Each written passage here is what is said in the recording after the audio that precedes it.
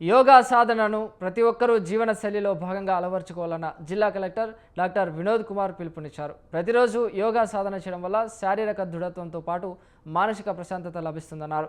నేటి జీవనశైలిలో పెరుగుతున్న ఒత్తిళ్లను అధిగమించేందుకు యోగా దివ్య ఔషధంలా ఉపయోగపడుతుందన్నారు. ఈ కార్యక్రమంలో special deputy collector Lavanna, Yogandhra nodal అధికారి Chandrasekhar, DMHO Vijayamma, DCHS Padmavati, RDO Harikumar, తహసీల్దార్ బ్రహ్మయ్య, జిల్లా మండల స్థాయి సిబ్బంది పాల్గొన్నారు.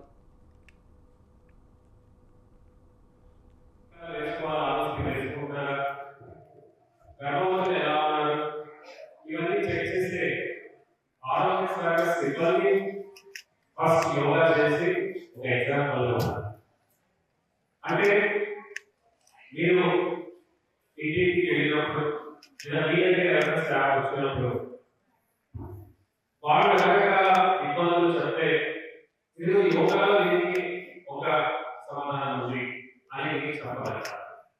సో కాబట్టి ఆరోగ్య శాఖ సిబ్బంది అందరూ కూడా మీరు ఆ హ్యాబిట్ నేను చేయాలని కోరుతున్నాను.